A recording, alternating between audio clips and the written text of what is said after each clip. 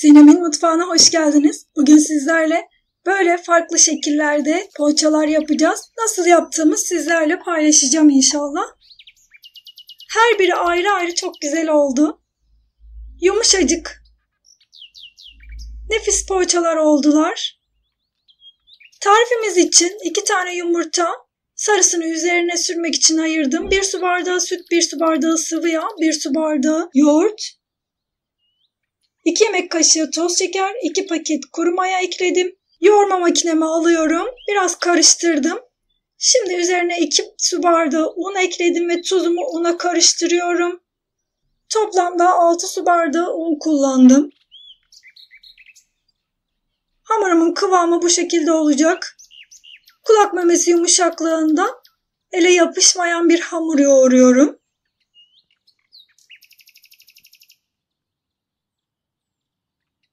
Hamurumun üzerini kapattım, mayalanmaya bırakıyorum. Hamurum kabardı. Şöyle bir havasını alıyorum.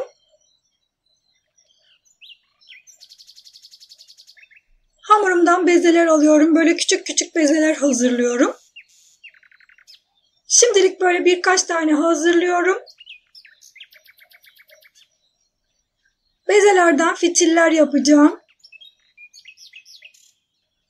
Daha sonra da şekillerimizi yapacağız. Şimdi bakın bir tane fitil yapıyorum. İkinciyi de hazırladım.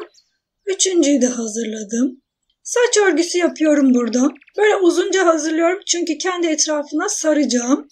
Çok güzel bir poğaça şekli oluyor. Mutlaka denemenizi tavsiye ederim. Şimdi sadece saç örgüsü hazırlıyorum. Biraz kalınca açıyorum bezelerime bakın. Ve bu şekilde saç örgümü de hazırladım.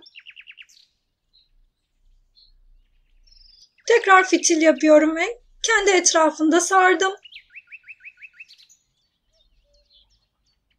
Bakın biraz büyükçe açtım ve iki tarafından da düğüm attım.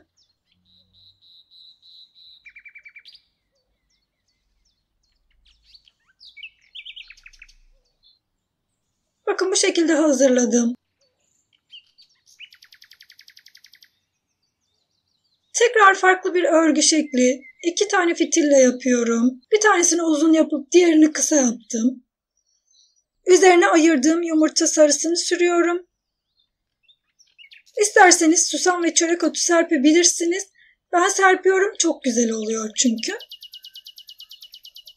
İsterseniz sade olarak da bırakabilirsiniz.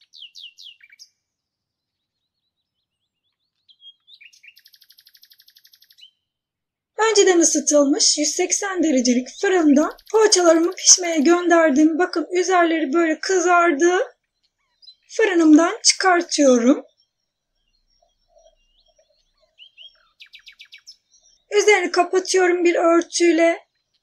Her iki tepsim de hazır. Bütün poğaçalarım hazır. Bakın hepsi yumuşacık, nefis oldular. İstediğiniz şekilde hazırlayabilirsiniz. İsterseniz bu şekilde karışık hazırlayabilirsiniz. Çocuklarınızla birlikte mutfağa girip yapabileceğiniz çok güzel bir tarif. Deneyeceklere şimdiden kolay gelsin. Herkese afiyet olsun. Videomu izlediğiniz için teşekkürler. Bir sonraki tarifimde görüşmek üzere. Hoşça kalın.